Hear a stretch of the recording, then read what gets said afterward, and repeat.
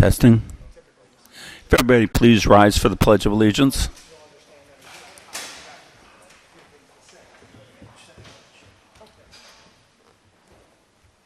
I pledge allegiance to the flag of the United States of America and to the republic for which it stands, one nation, under God, indivisible, with liberty and justice for all. Agenda, Town of Marlborough Planning Board, July 20th, 2026, regular meeting, 7 o'clock. We'll approve the minutes for July 6th. We have an ongoing application review for Troncalli Joel for Bingham Road. Applicant is seeking a 6-lot subdivision. We have Jeff Aldridge, 6-lot subdivision, Milton Turnpike. And then we have Summit Drive. For a applicant is seeking, and we have a pen and ink change. It's a four unit. Where did I write that down? Townhouses. Afterwards, we're going to add special topic. We have the local law, our letter that'll go to the town board that we'll discuss. And I'd like to introduce our new planning board member, Dave Burke. Welcome to the board, Dave. Would you like to say a few words? You got to turn your microphone on. Hello, everyone. I'm David Burke, and I've lived in Marlborough for the past 27 years. And I'm really excited to be a part of the planning board. I'm going to be retiring pretty soon from my job in New York City, and I look forward to giving back to this community that has given so much to me. So I'm happy to be here. Thank you. I have a motion to accept the approve the minutes of July 6th, please. Anybody? I'm not plugged in. I'll make that motion. John? Oh, yes, I am. Second. Seconded by Fred. Any discussion? All in favor? Aye. Opposed? Motion carried. All right, is Joel Troncalli's not here? I don't see them, and I don't see Jeff. Is there anything from the board? Yeah, I had a question. Oh, I'm sorry. About the No. Troncalli thing? No, anything like training or anything? No. No. Oh, well, speak into the microphone, please. I won't be at the next meeting, but I will have somebody come in and sub for me, so that way everything is good. Okay. Okay, just to let you know I won't be here. Okay, thank you. Motion to disapprove? Wrong now. All right, so we're going to, I see Summit is here and ready to go, so why don't we bring Summit up? What's that? Oh, you're Jeff Aldridge too? Come on up. Thanks. Patty's not here.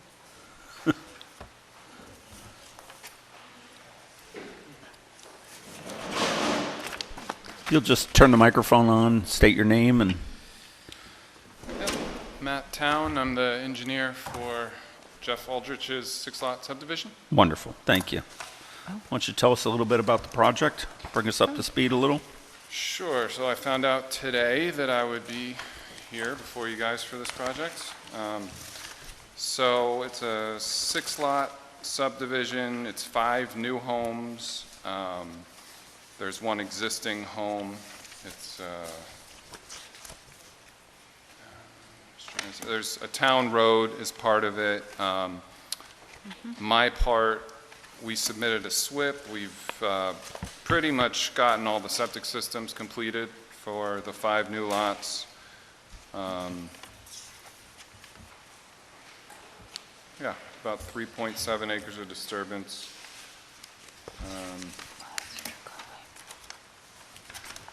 Okay. Pat, you want to go through your comments, please? Sure. Myself and Matt took a look at the plans and generated comments, as well as we have some swift comments. We circulated a revised notice of intent to lead agency back on May 6th, based on the long-form EAF that was submitted. We provided separate swift comments. We do require that a full swift be prepared as the town road is proposed to be constructed, so they will have to meet full requirements for a stormwater pollution prevention plan.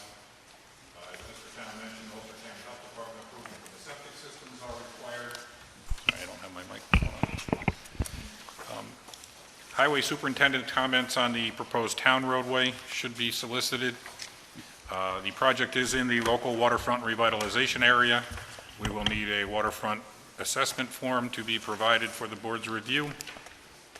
The project does require county planning referral, but we are suggesting we wait until the SWIP has been through a review. We're going to need an updated SWIP, and that needs to be reviewed. So in order to give the county the full application, we need a submission of the revised SWIP. Plans and details for the town roadway should be added to the plans. It's noted in the town code that the planning board has discretion whether to request curbs and sidewalks on town roads in the R1 zoning district. The town road minor road detail should be added to the plans. There is a section of the code that allows this board to determine curbs or sidewalks, neither of which are currently proposed for this short cul-de-sac. We need confirmation from the town board that they will accept the lot line change parcel, which is the area I believe has the baseball field encroachment across the Central Hudson easement. There is a 1.25 acre parcel proposed to be transferred to the town of Marlborough at the Little League field area. So that's where we're at now. The big hurdle is going to be getting that SWIP in compliance. I believe you can declare your intent, or declare yourself lead agency at this point, as the timeframes where anyone to object have passed. Can I comment on that? Absolutely. Some of those comments.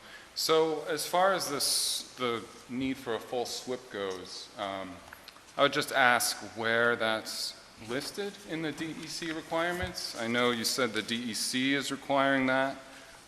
My understanding is that in Appendix B of the speedies permit, this would fall under single-family residential subdivisions with 25% or less impervious cover at total site build-out. So for that instance, which that's my understanding what we're doing, you're allowed to have up to 5 acres of disturbance, and you don't need a full SWIP. So my interpretation is the full SWIP is not needed here.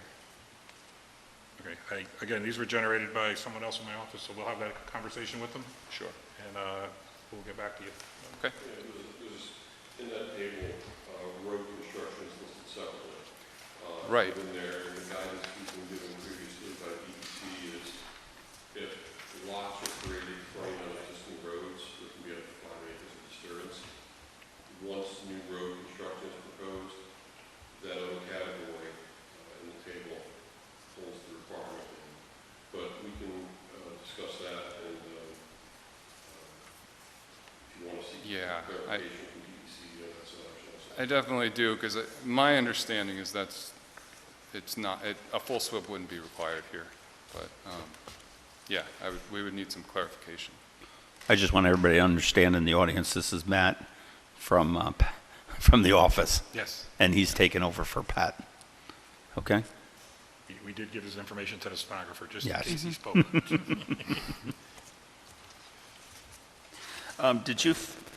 We sent over a WAF form. Did you have a chance to look at that? I did not. Patty might have. Okay. We're going to need that. Yeah. All right? Yeah. And then we had previously circulated for lead, and Jen has just circulated that to the county. Okay? Is there any questions from the, what? Go ahead. No? My only comment was going to be, number one, I think that it's okay that you go ahead and declare lead agency on this, but as far as county, I think it's important, and the requirement is that what is referred to county includes all of the documents that the board is going to use to make a secret determination. Right. And to come to its final determination and grant or deny the application. So if we do need a full SWIP, and to be honest, even with the WAF, I think that is part of the documentation that you'll be considering. So I would recommend that once we determine and find out for sure if a full SWIP is needed, then at that point, probably recirculate to county if it was needed. Okay. I thought we did vote for lead agency on this. We circulated, but you should now declare because Okay. no one All right, can I have a contested motion it. to declare lead agent? I'll make that motion. Cindy? I'll second. Okay. Any discussion? All in favor? Aye. Opposed? Motion carried. All right, so we'll let the two offices get together on the SWIP, And I think we're done with this for the night. Can I Yes, just, Cindy, go ahead. I know when we had the get-together, prior to going over what we would require and what we wouldn't require, the way I remember it is we had the discussions about the sidewalks and the curbing and a private road versus a public road, a town road. And I thought during that conversation, the applicant had agreed to do a town road with curbing, but that we would hold off requiring sidewalks for a future date. Is that the way that anybody else? Yes. So I think that's what we had decided on. Town road with curbing, no sidewalks? Okay. Well, not at this time. But Perhaps curbing. with the future build out, we might take a look at that again, but for the initial phase one, we were not requiring it.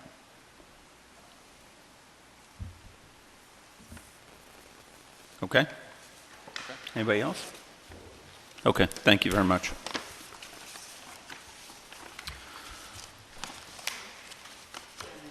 Joel, is Mr. Feeney coming? He's not coming tonight? Is Mr. Feeney representing you tonight? Patty's out of town. Patty's not coming tonight. She said Mr. Feeney was coming.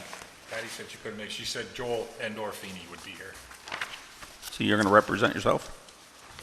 All right, come on down.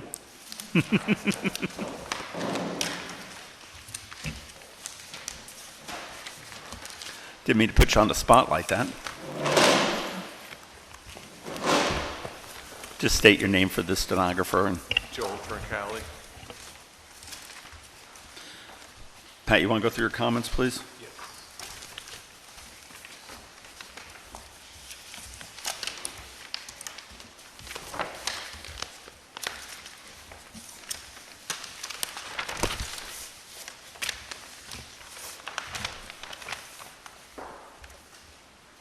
The highway superintendent has issued a April 2026 letter identifying acceptance of the driveway locations.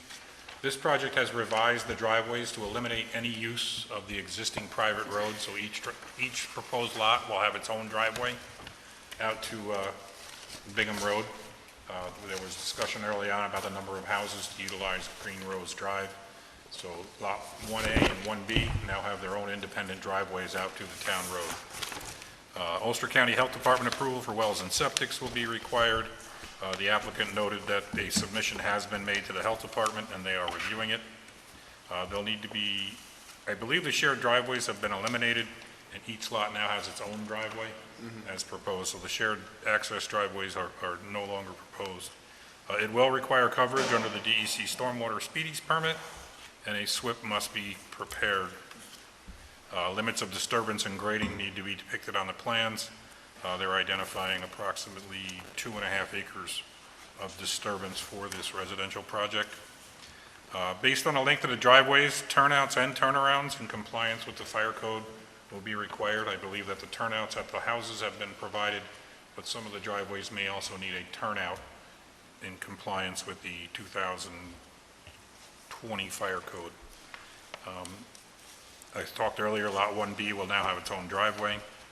They have submitted a full environmental assessment form. It needs to be signed and dated.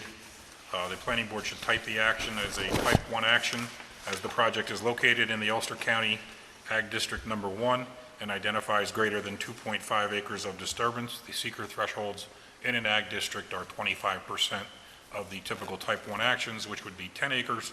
But because it is in a ag district, that drops down to 2.5 acres, so this will be a type 1 action. There's a section of the environmental assessment form that should also be completed prior to circulation. It identifies the various land uses on the site.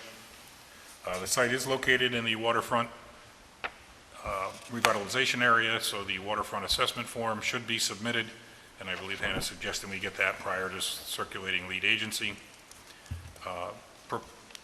Proposed Lot 4 has inadequate setback. That's the existing house. Actually, I believe it's a trailer, but it's on the lot on Bingham Road. So I believe that's going to need a variance for the front yard setback. 50 feet is required where 32.2 is provided. I believe it loses its protection because of the subdivision. It's currently on a very large lot and will result on a lot a little more than 1 acre. Lots 3 and 4 are subject to the agricultural buffer requirements in section 155-52. Appropriate notes regarding compliance of those sections. Not only does it require the 75-foot setback, but there are other items that should be addressed on the plans regarding the setback, including buffers and/or berms and such, so that needs to be addressed. When we do circulate for lead agency, we will include the New York State Department of State for Coastal Resources, the New York State Department of Environmental Conservation, the Office of Parks, Rec, and Historic Preservation, Ulster County Health Department, Ulster County Planning, and the Town of Marlborough Zoning Board of Appeals. Okay. Hannah, do you have anything? I do. So I agree that the WAF, and it sounds like a SWIP, need to be prepared before we circulate the information, or rather refer to county. But I think that because it's kind of parallel tracks for the waterfront and for seeker, I think you could go ahead and circulate for lead agency and type it as a type 1, or rather, we can circulate and then wait to declare and type it a type 1 without having received the WAF form, but that should be received preferably by the next time we see this applicant. Okay. Can I have a motion to circulate for lead agency? I make that motion? I'll second that. Second, and Nick. Any discussion? All in favor? Aye. Opposed? Motion carried. And we will do that once we get the updated EAF. There was a couple items in our comments that need to be updated, and we'll circulate once we receive that back from Patty's office. Okay. Any questions for Joel? Anybody's got anything? Yeah, Go ahead, I'd Sarah. like to see We won't do county yet. the site distance for the lots 1A and 1B put on the map as well. I see we have them for the other lots, but not for those two, for the driveways. And also, I'm concerned, we're not supposed to, make a lot that is possibly not habitable. And Lot 4 has a septic area noted very close to a well area. And I'm just wondering if that's down gradient, does that look problematic to you, possibly, Pat, or, because I don't see any other area on that lot that a septic area could go into. Yeah, so we're going to refer this to the health department, and they'll review that lot as part of this major subdivision. Oh, they would do that even though it's existing? On the existing, yes.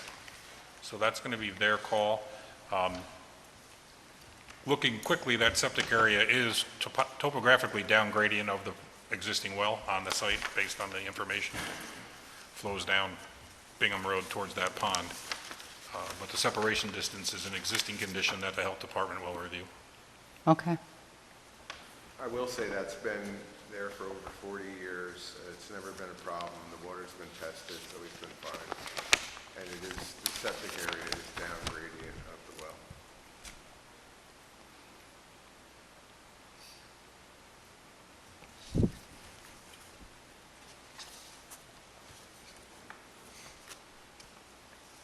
Okay, Pat? Anybody else have any questions? Okay, thanks, Joel. Summit Drive?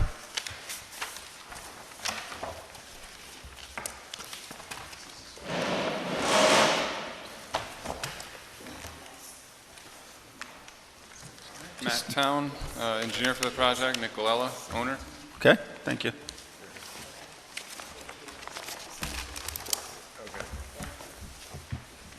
So, yeah, it's a 4-building townhome development. Each building will have 4 units in it. Each unit will have 2 bedrooms. It's in the R zoning district. It meets the density requirements. We've made a petition to include the site in the sewer district to get sewer access down to Grand Street for a connection. we're going to do an HOA. Each parcel will, each unit will be within its own parcel, and that will be done after the foundations have been poured, because you need to get them pretty precisely on all the building walls. And that's allowable in the code. We cited the section. So previously, there was an 8-inch diameter water main that was going to connect from the site down to Grand Street. We've discussed that, and Nick can talk about that more, but that's no longer part of the project. We're going to connect up to Summit Drive to the water line up there, and there's going to be a couple hydrants on the property. Stormwater management facilities, that was kind of one of the big points we addressed in this submittal. There was a slight increase in impervious surfaces from the previous layout, so the pond has been increased. An additional bioretention area is now included. But it's essentially the same stormwater management system that was pretty close to being approved in the last layout, was my understanding. We've got the vegetative buffer along the west side of the property between the existing homes.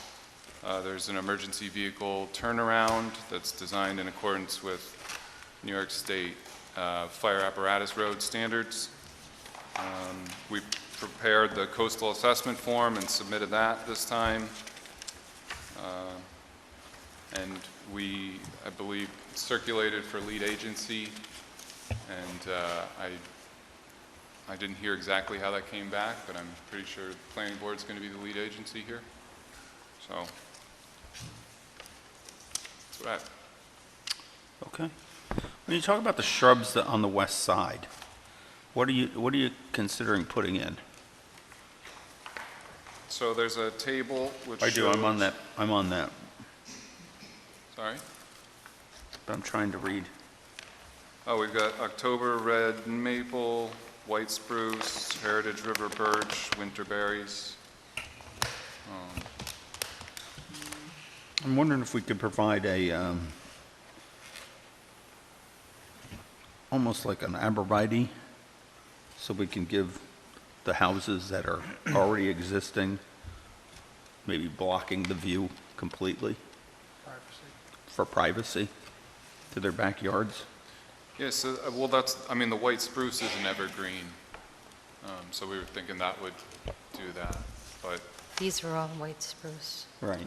It is a hedgerow that a white spruce will provide. They're slow growing. They're slow growing. I wouldn't suggest an arborvitae. I would suggest like a green giant, which is deer resistant and drought tolerant. Because I have a feeling once these pines are planted, unless the homeowners association keeps up with like watering, they're just going to be a very slow growing pine tree. They do make a nice buffer. They look nice. But as for providing that immediate cover and show, growth throughout the year to kind of start really blocking that off. Like I said, a green giant might be a better suggestion there. Okay. Otherwise the other plants are relatively, aesthetically pleasing. But just like I said, the white spruce is kind of a, unless they're planted extremely close, they're very slow growing, so. Right. Okay. okay. Yeah, so would you recommend a mix of the spruce I and green wouldn't. giants, or just I all would green just do giants? all green giants, honestly, because where they're planted, I think just having that parking lot so close to these people's backyard, I think they would appreciate something that's going to be relatively fast growing and kind of show progress of a buffer. And just from planting like the spruces, there's a good chance, they're either going to be stunted if they're not watered, or, just really not show progression of growth. It's going to take 5-10 years to actually start kind of filling out to and honestly would be a cheaper solution, the green giant, so. Okay. And I just want to point out, it is close to those properties, but it's about 12 to 14 feet lower in elevation already. Right. Than just the finished grade at those homes. But I just have one more thing. I mean, ahead, I'm kind man. of searching Certainly. through here. What, have you thought about waste management for the condos? so each unit's going to have its own bins. They're going to be within each garage. Got it. That's where So they're going to be bringing them out to the curb? Yeah, yeah. Yeah, the dumpster enclosures have been removed. Okay. All right, Pat, you want to give your comments, please?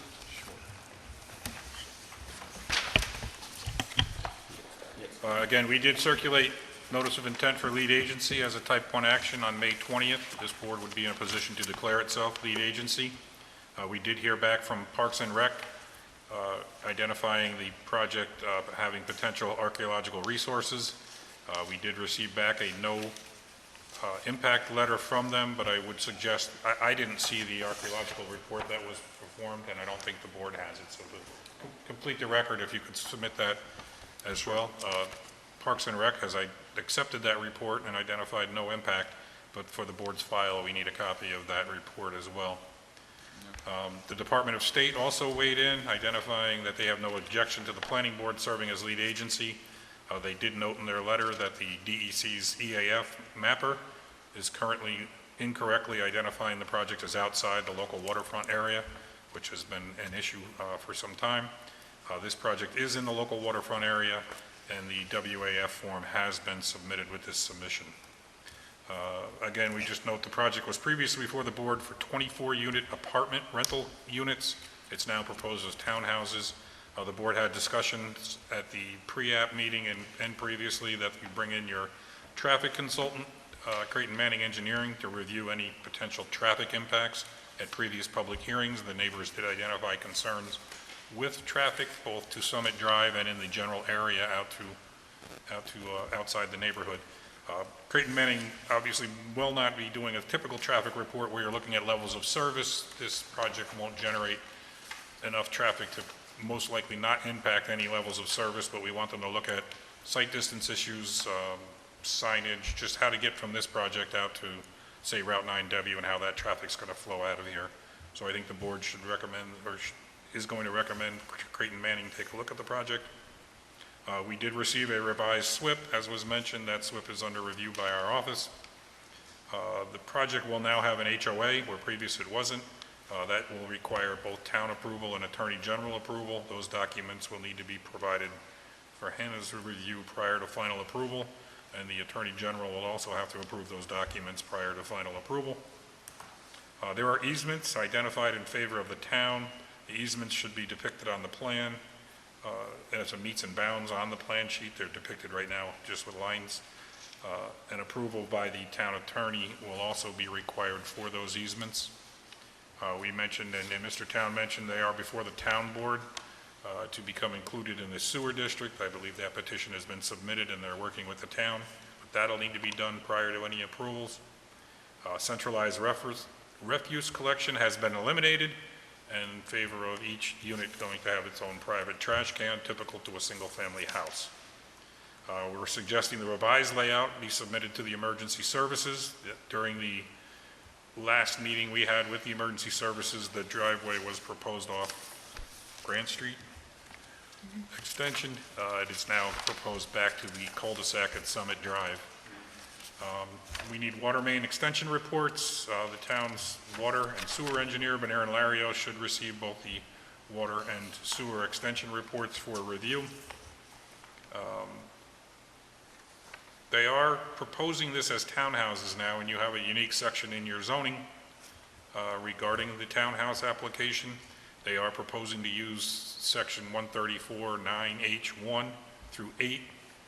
Number 8 uniquely allows them to provide a subdivision plat after construction of the foundations, because the units will own between the units, basically from the unexposed face of the sheetrock out, typically is what it says. So that defers that, so that they don't do meets and bounds and then someone mess up on the foundation by 6 inches and mess up that whole sheet. So that'll be provided much later in the process, and quite frankly after construction begins, in order to provide those. And each unit will then have a 4-lot subdivision associated with it, because the units are going to own the common walls, as well as each unit will own their driveway, a small front yard, and a small backyard area that will be theirs. So that's the way your zoning allows that. It's kind of unique, but I wanted to call it out to your attention if the board wants to read that. Again, we did receive the WAF form.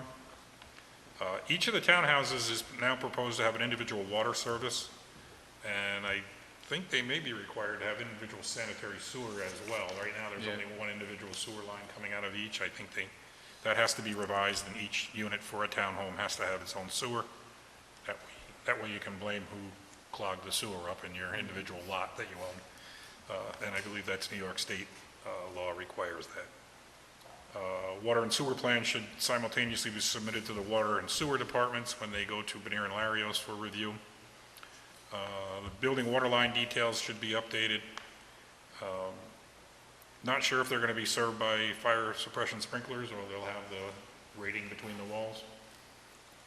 I think, I believe it's that section that allows the domestic water lines to be used as a sprinkler system.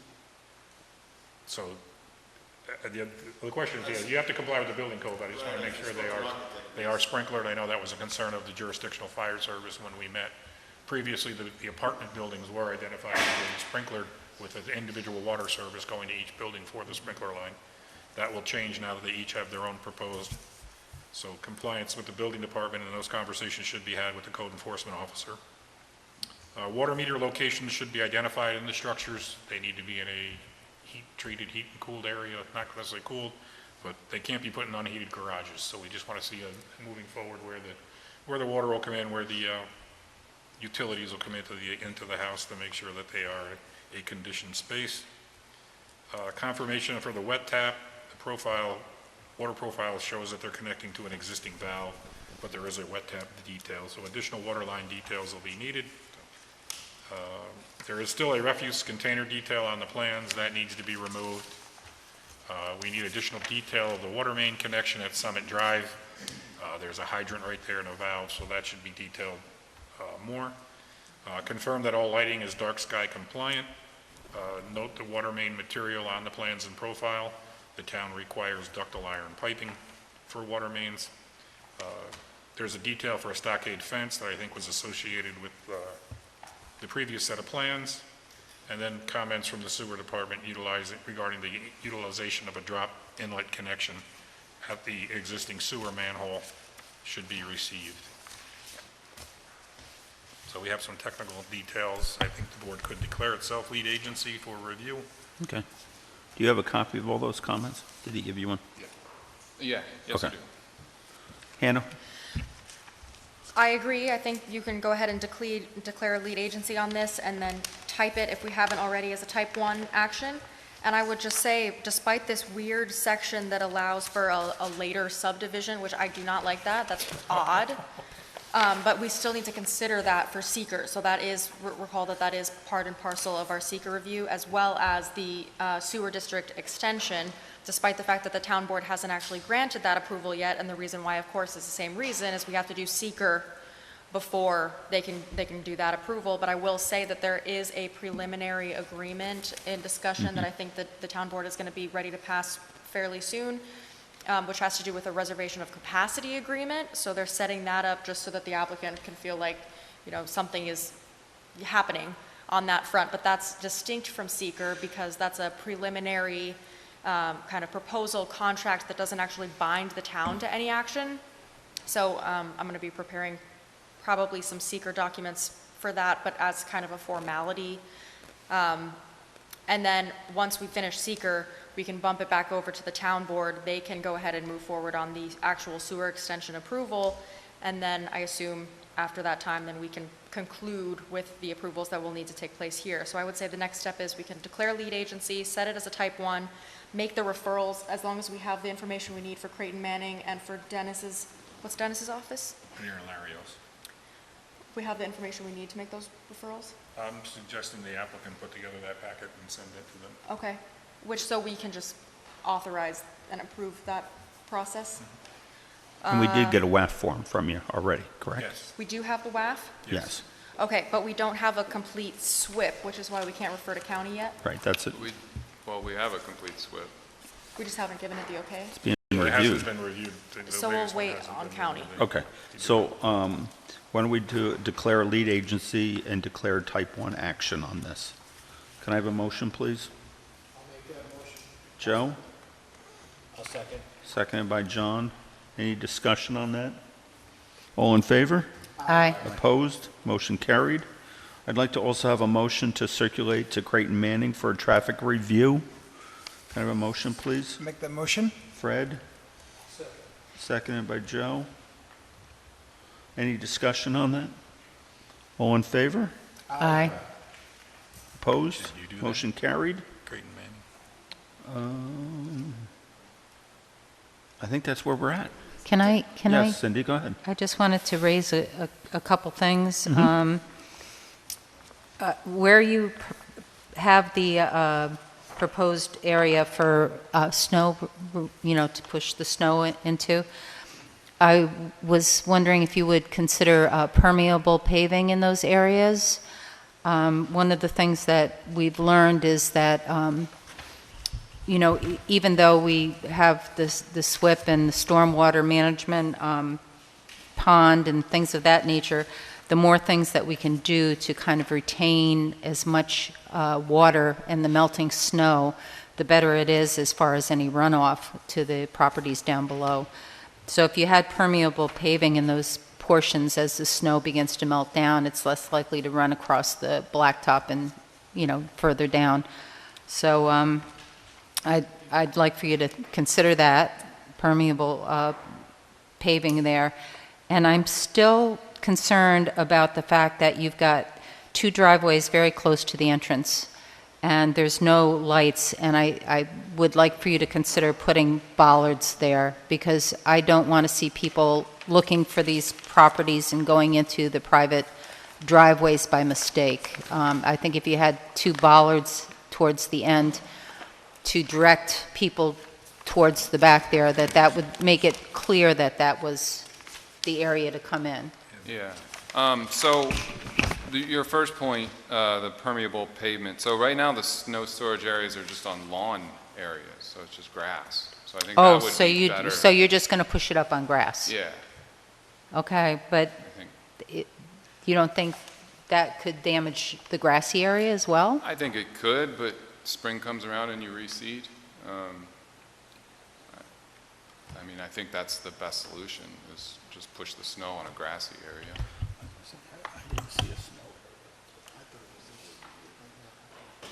And so It's these areas here. That's, there, right. right there, right there. And then, Yeah, they just, there was a good question made about if you're going to be piling the snow in those areas, will the emergency vehicles be able to turn around? yeah, it's outside of the roadway. Yeah, the emergency vehicle turnaround is, it's this, right here. So that's not snow. No, there's no snow there, no. No, it's just right here in these areas, So it's a hatched area. the hatched areas. There's one right here. Yeah. Right here, Oh, yeah. right here, and right here. Yeah, I think it's confusing because you have arrows and a note that says proposed truck turnaround area on the far southern one. Okay, that's fair. All right. That's not what I was intending for that, but yes. Okay. I see your point. And then as far as lighting goes, there is a pole light Yeah, up but there, that's- and there's foot candles that spread up to the entrance of the driveway. Yeah, but I think if you had lit bollards and you could eliminate that other, the pole light, because you're going to be looking at the edge of the curb, for the place to turn in, as opposed to if you had lighted bollard on either side there, it would make it clear that that was a separate area to pull in. And when people would say, come to my house, just look for the two lights and come down that road, as opposed to they might be driving into people's driveways. Okay.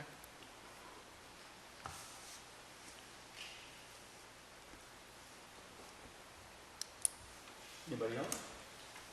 Just along with that, Cindy's talking about that, is there any proposal for a sign? I didn't see anything proposed.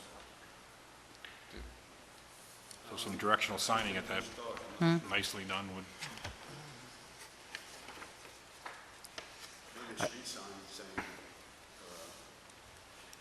with the name of the project on it. I don't know about a post, square post on the ground, maybe a street sign. I would suggest a street sign because, I mean, it's just such an odd situation. Yeah, it's getting kinda It's just so odd. You have this nice little cul-de-sac and now you're having a 20-foot road that goes through a cul-de-sac. So these cars are going to be driving straight through this cul-de-sac. So, you know, that cul-de-sac that probably used to be somewhat kids riding bikes, playing around in there. Now we have a straight shot from the thin part of Summit Drive into the cul-de-sac. And cars are going to be going straight through the middle of that cul-de-sac. It's creating a funky little situation in that little neighborhood there, which is just weird in the first place to, you know, but that's like obviously the only entranceway here. But I can see a lot of issues with FedEx and UPS and, you know, especially at like nighttime. So I'm not saying the billards are a bad idea. I think some sort of a signage that, I don't think you can consider that Summit Drive anymore once you get off of that cul-de-sac. So I don't know if that needs to be like, not a private road, but have some sort of signage that says, you know, town, whatever, the townhouse, whatever, you know, something that's going to specify. A sign to be proposed, sure. And you have to, like, they're going to have guests over. And like, I can hear what you're saying, because these, I mean, looking on the 3D map, it's, you could easily go into this driveway here and, you know, at nighttime and not realize that you didn't hit where the, I'm assuming, you know, even some lighting, and like I said, maybe the billards might be a little bit too much, but maybe some entranceway lighting from Summit cul-de-sac in where you have the bushes proposed, some sort of smaller, less expensive rather than big bollards. Maybe some night lighting coming through where it kind of specifies roadway, in a sense. Yeah, down, yeah, something small. Yep. Yeah, bollards aren't that big. Anybody else? Great points. Thank you. Okay.